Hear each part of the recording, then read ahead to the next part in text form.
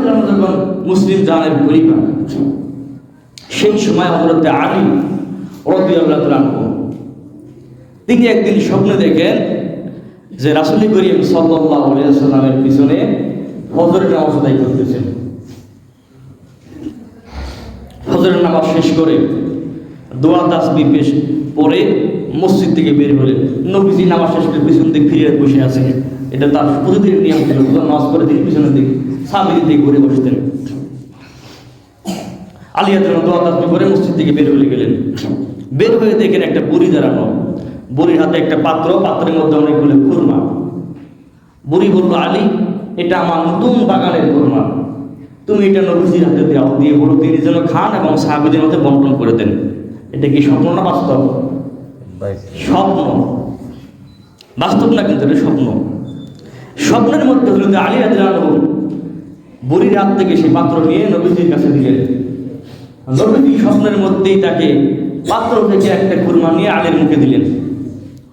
আলী রাদিয়াল্লাহু আনহু খুরমাটা খাচ্ছেন, এমন সময় ফজরের আযান তার কানে গেল, ঘুম ভেঙে গেল। জাগনা পেয়ে দেখেন নবীজির স্বপ্নের মধ্যে খুরমার দেওয়া স্বাদ তার মুখের মধ্যে এখনো বিরাজমান। সুবহানাল্লাহ। ফজর নামাজ পড়ে ওযু করে ফজর নামাজে মসজিদে গেলেন। গিয়ে দেখেন ইমামতি করছেন কে? হযরত ওমর রাদিয়াল্লাহু আনহু। কারণ তখন তিনি মুসলিম জানের খলিফা ছিলেন, তার আগে ইন্তেকাল করেছেন।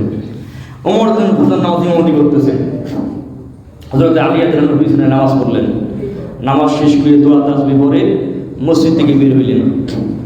বের হয়ে দেখেন একটা বুড়ি দাঁড়ানো, বুড়ির হাতে একটা পাত্র, পাত্রের মধ্যে অনেকগুলো খুরমা।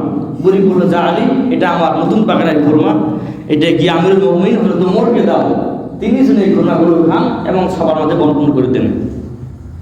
হযরত আলী রাদিয়াল্লাহু আনহু পাত্রটা এনে হযরত ওমরকে হাতে দিলেন। ওমর রাদিয়াল্লাহু আনহু পাত্র থেকে একটা খুরমা নিয়ে হযরত আলীর মুখে দিলেন। আলী রাদিয়াল্লাহু আনহু খুরমাটা খেয়ে বললেন, ইয়া ওমর জিতনি তামরাতান উখরা, হে ওমর, খুরমাটা তো অনেক মিষ্টি, তুমি আমাকে আরেকটা খুরমা দাও না।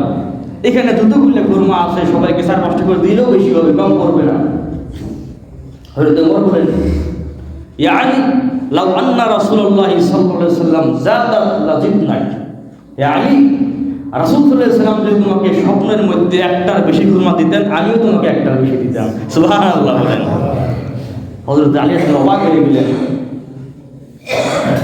জিজ্ঞেস করলেন, ওমর আমহিয়া রুইয়া ওয়ালা গায়বা, হে ওমর, তুমি কি আমার মতো স্বপ্নটা দেখছো না তোমার গায়েব ছিল না? তুমি জানলা কিভাবে যে নবীজি আমাকে স্বপ্নে একটা খুরমা দিয়েছেন? হযরত ওমর বলেন, ইয়া আলী, ওয়াল্লাহি আল্লাহর কসম, মা হিয়া রুইয়া ওয়ালা গায়বা, আমি তোমার মতো স্বপ্নও দেখি নাই, আমার গায়েব থেকেও আমাকে জানা হয় নাই।